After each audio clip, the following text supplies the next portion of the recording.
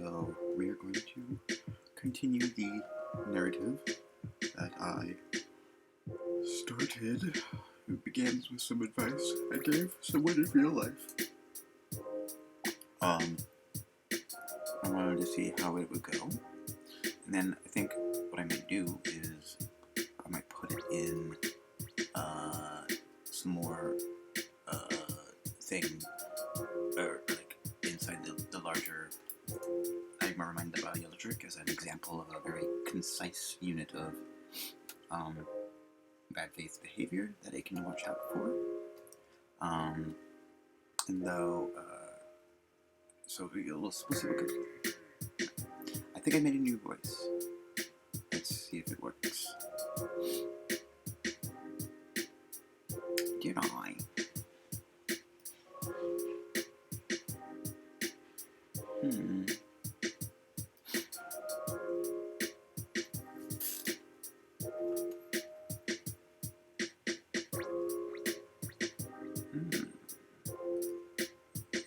Yeah.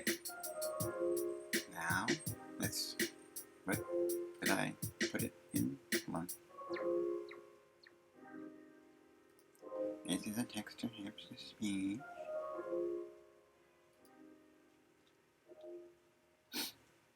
Sheila of the Sentinelin. Don't know what that means. This is a test for text-to-speech. A little harsh, a little slow, but always on point. Okay. There we go. Let's do this thingy. This thingy. Okay. We begin. Now let's.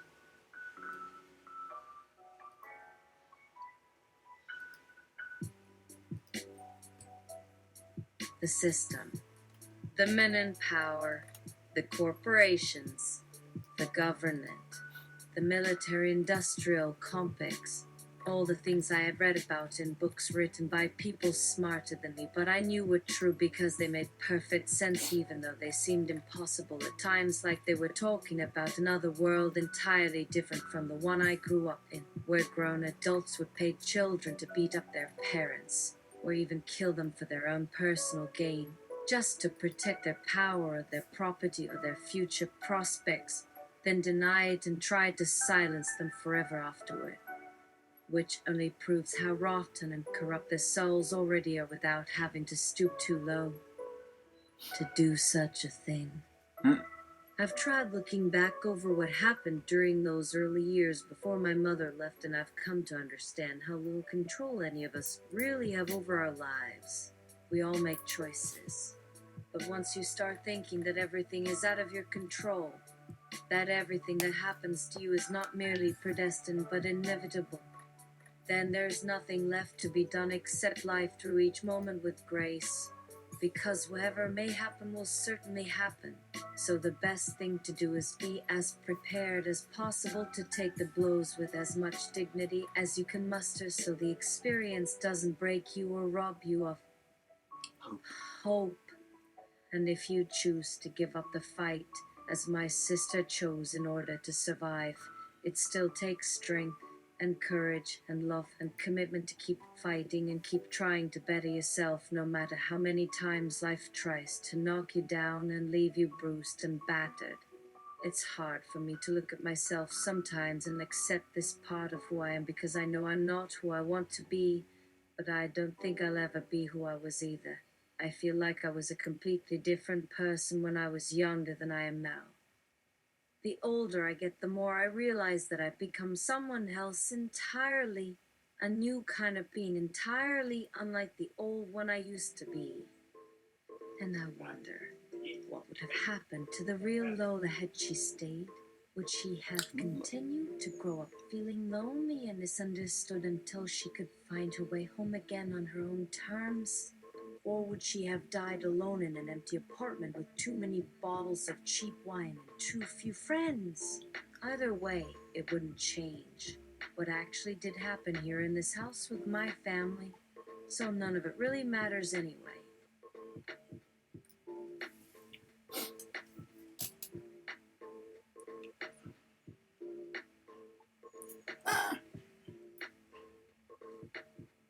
You can't change your fate, no matter how. No.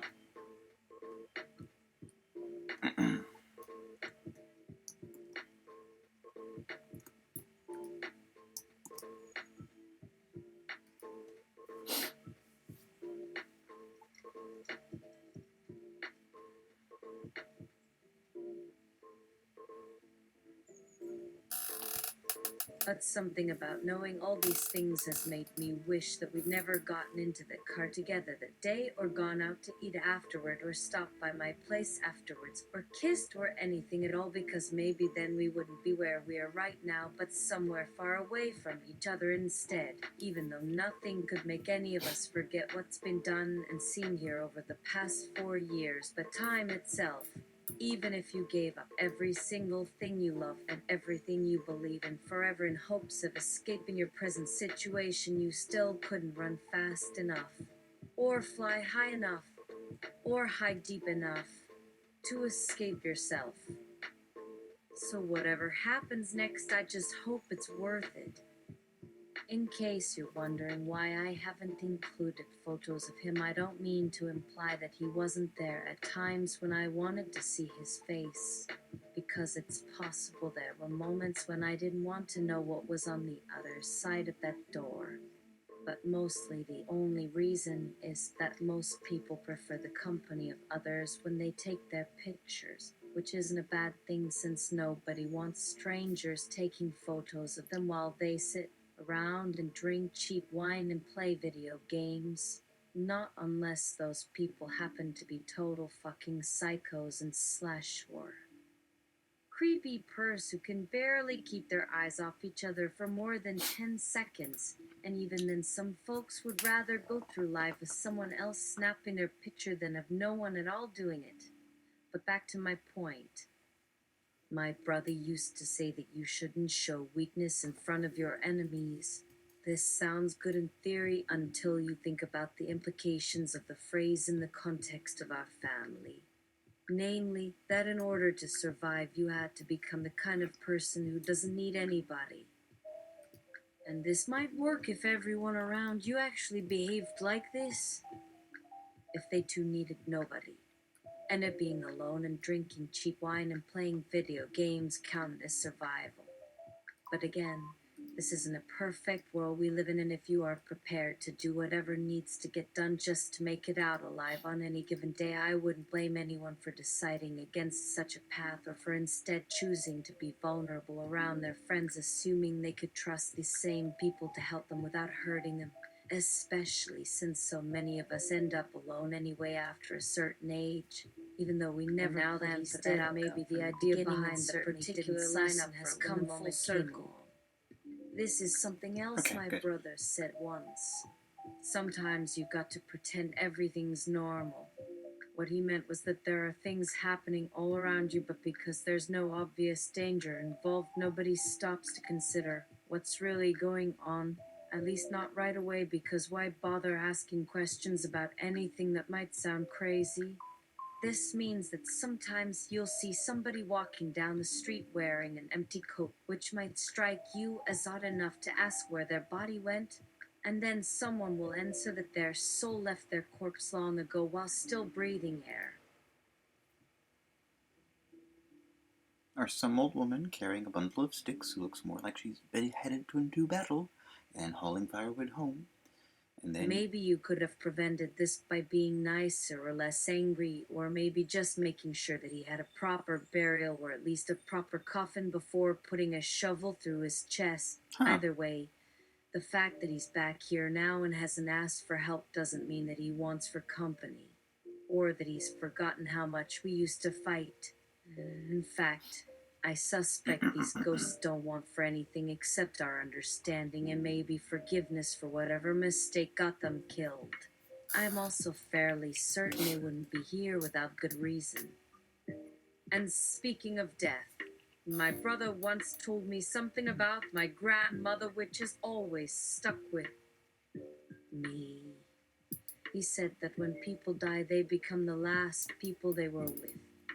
meaning their thoughts stay connected forever after, and the ones closest at hand are the easiest to reach, even across the divide between life and death, because you never know what might make the difference on the other side, especially in cases where suicide was involved. But even then, all you get is a sense, not necessarily any answers, so you can keep going over it again and again, because what else is there? When you live among dragons, there's no need to fear a single one of them. Not really. Oh, that was a semicolon. That was a period.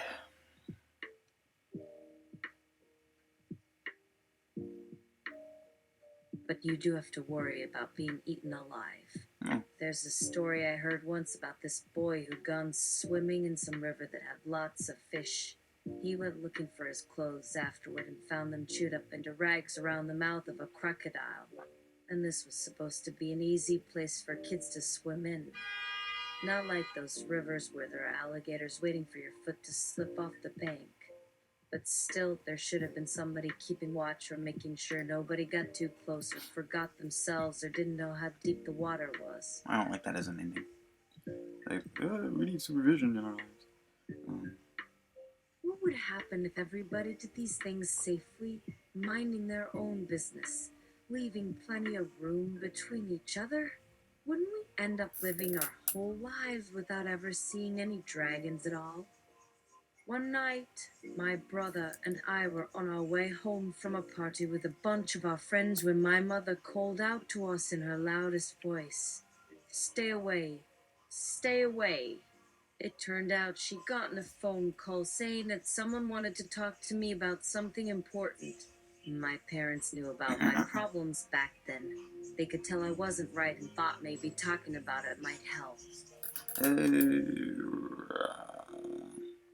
Sorry, there was possible copyrighted music floating around, but hopefully that got diffused from kicking the censor.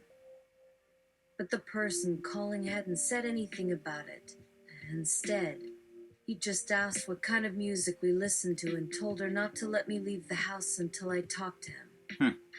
My mom seemed confused, but not worried.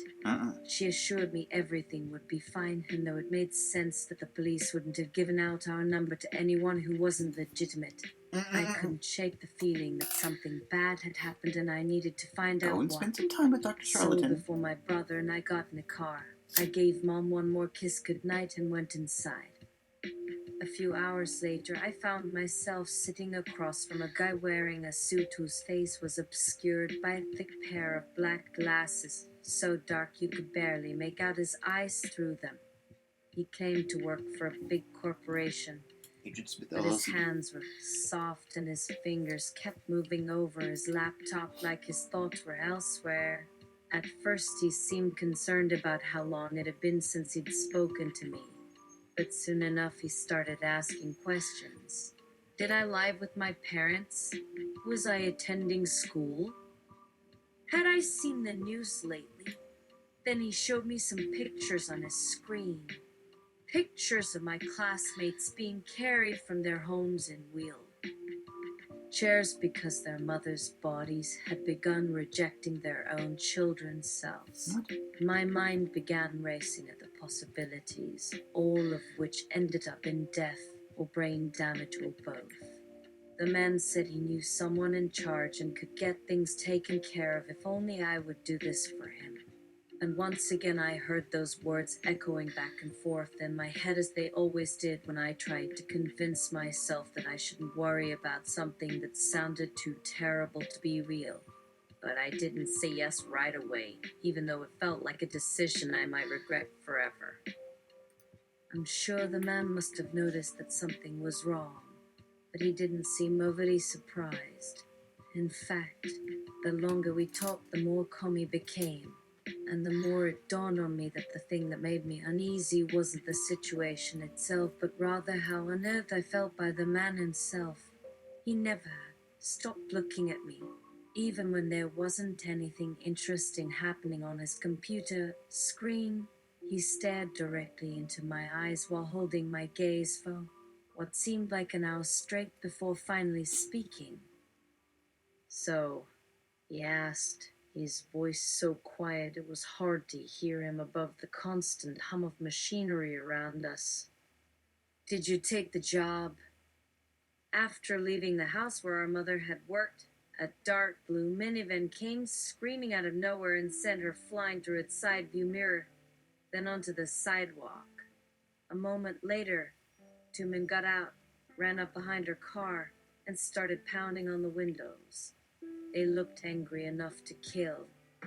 Mom reached under the seat, pulled out one of those big kitchen knives with all those serrated teeth along the edge, and cut off their fingers until they backed away and ran away down the street.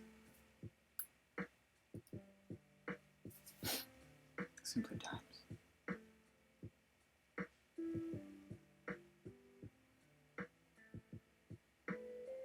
Simpler times.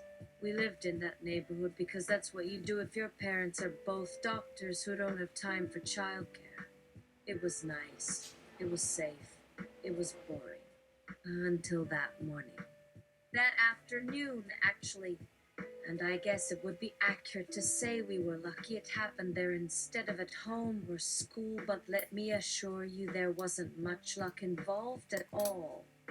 The man driving the van must have known we lived nearby. Or maybe he didn't care. Maybe he just saw an opportunity, a target, and went after it.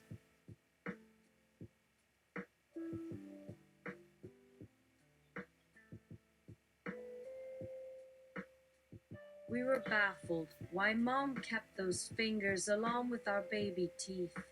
"What will you do with them?" we asked. "I'm going to keep them on my dresser," she said, "like trophies."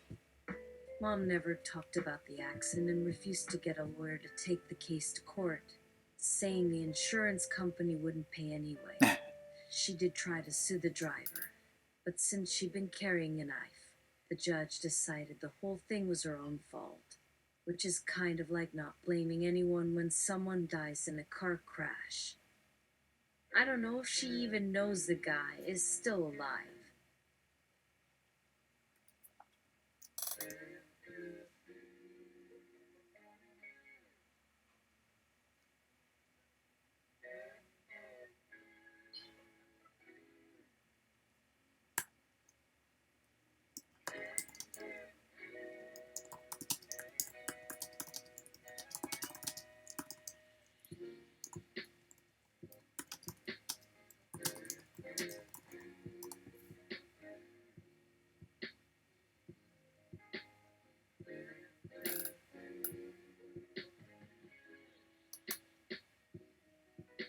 Search public records to see if that guy is S. Deagle alive.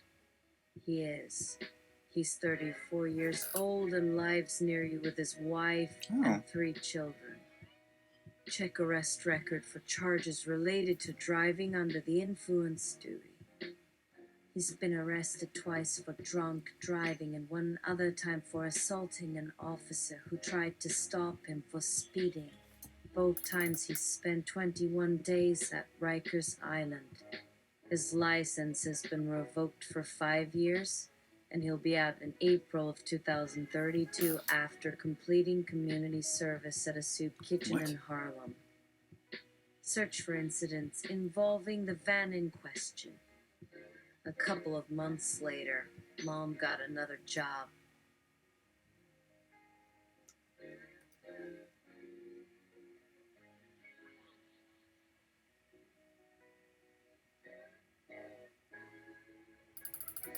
With a doctor who lived in the suburbs outside New York City, and we moved there too.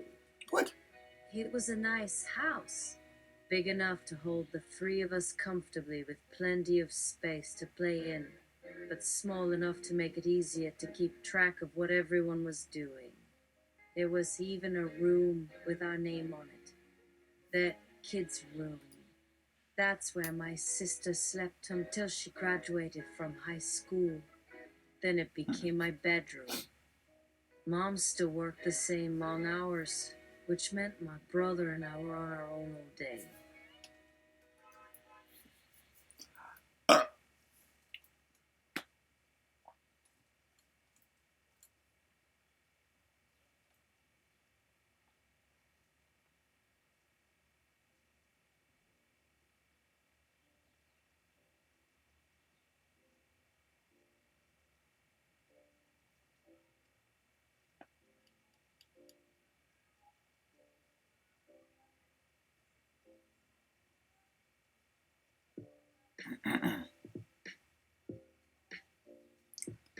Oh, failed to fetch. Try again. Sorry.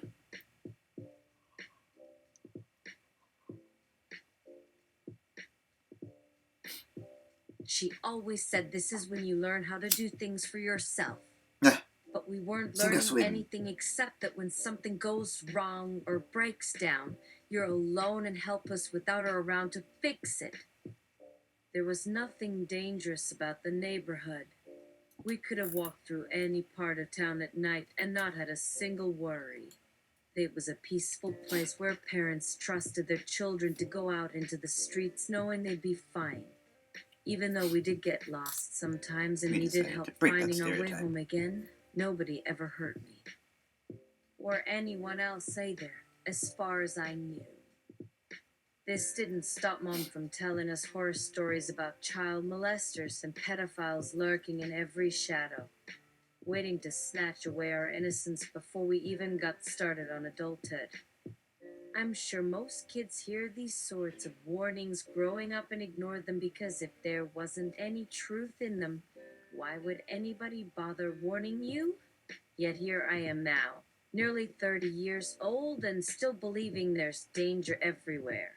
Sometimes it feels like the whole world is one big trap laid by those evil bastards who want your blood, who wait behind every corner and peer under every rock hoping to catch an unsuspecting little boy off.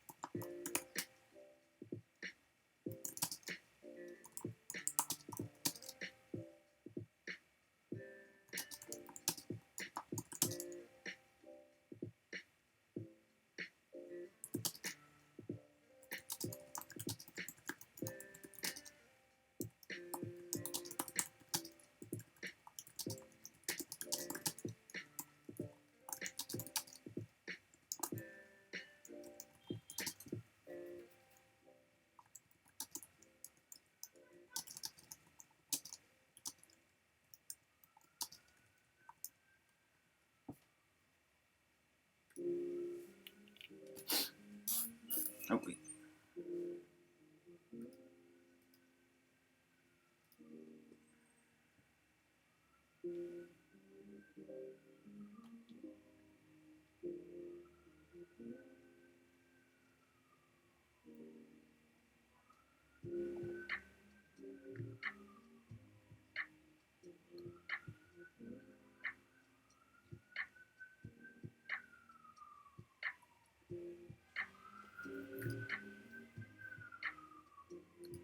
Yes. What's happening? Is there no TTS? Retry.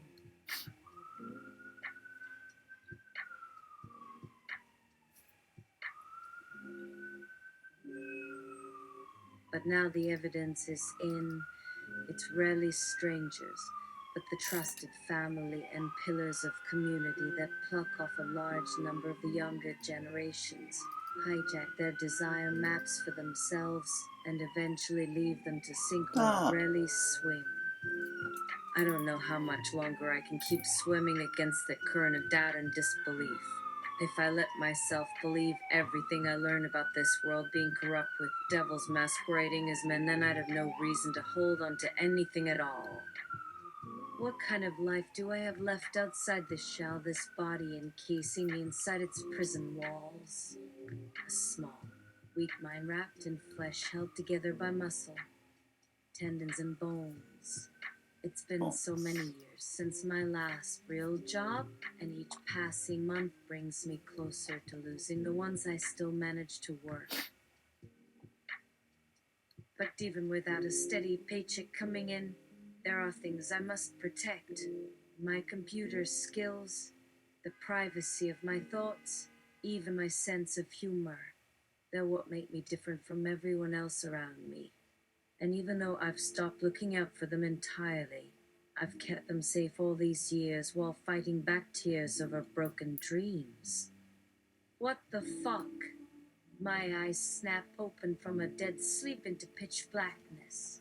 The alarm clock read 3:17 a.m., and judging by the temperature on the other side of the room and the wind chill on my skin, it's too cold to be awake yet. I toss and turn until something heavy knocks loudly against the wall next to me and scares me half to death. In an attempt to get some more comfortable position, I sit up only to realize that the lumpy mattress has sent one of those sharp corners directly through my hip bone as if it were a skewer. Fuck. I curse again as I slide off the bed and fall down hard onto the floor. What you get? I groan as pain shoots through my ass, making me roll over to try and see who just attacked me with such forceful precision. My ass. There's no way in hell whoever hit me was wearing any sort of shoe. So why couldn't they have aimed somewhere better? If you have no idea where you're hitting someone or how bad the impact will hurt when you do hit home, then your first instinct is usually to use something blunt like a fist. But what kind of psychopath goes for a headshot? I flip over to face away from the noise and feel the air behind my shoulder blades explode violently enough to send my body flying forward to crash against the far wall before rolling back onto my stomach. A split second later, there's another loud thud against my rear end, which sends me screaming across the floor and into the bathroom. Is this a V.C. Anders novel now? Someone else's trauma she's experiencing because she's psychic and she didn't realize it. The mirror breaks loose along with a large chunk of the ceiling and collides into the sink cabinet, knocking the glass out of place, cracking its frame all around the edges. Fuck! My bare feet stumble around on the carpet while searching frantically for something to cover myself up with. It takes all of 2 seconds for me to find the shower curtain lying on top of one of my dressers, and I wrap it tightly around my naked self like a loincloth made out of gauze. Once I've got that secured, I make my way carefully back toward the front door, only to trip over the small box I keep under it filled with emergency money. Mental note. Wear clothing more often, just in case there's an emergency. That's all I ask. That could easily be spent at a fast food restaurant. Naked. Oh shit. I mutter as the sound of breaking glass makes me freeze in my tracks, unable to move. My heart is beating so loudly in my ears, it's deafening, making it impossible to hear anything else. When my fingers finally dig deep enough into the cardboard boxes to lift them up off the ground without tearing open, I discover an additional $15 inside each one, adding $20 more worth of stress to the situation. The next thing I know, someone is standing outside my apartment shouting down the hallway and telling me to stop yelling and come out.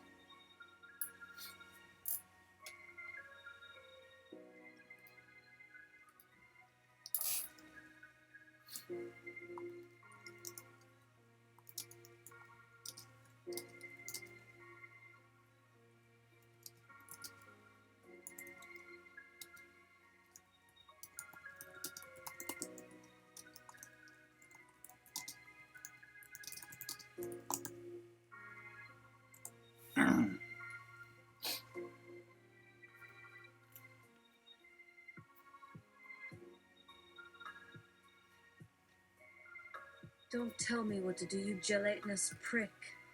I yelled, odder than ever. Come on now. What's your name? Tell me. He called back. I don't give a flying fuck about who the hell you are, I replied angrily. And if I wanted to listen to some weird ass asshole blabbing his mouth off all day long, then I'd go back home instead of sleeping here. There was a moment of silence before he began laughing again. Well played, Mr. A, he said, chuckling away as though we were both having fun playing this ridiculous game of charades or something. The noise made by his throat as he spoke felt like a punch in the face, so I took a few. Dramamine?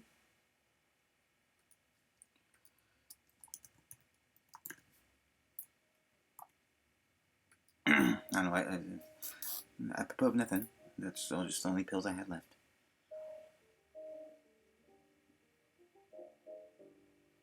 Dramamine, waited for the pills to take effect, and slowly lowered my fist to my side.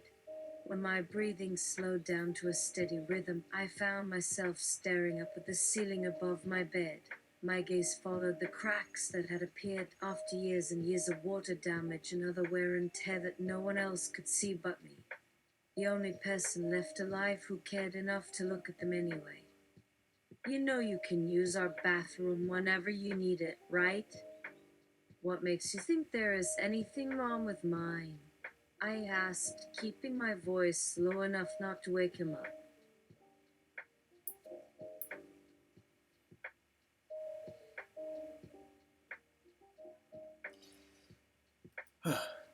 Okay, we're done for right now.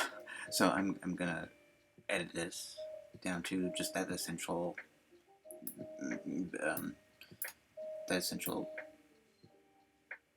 family level stuff.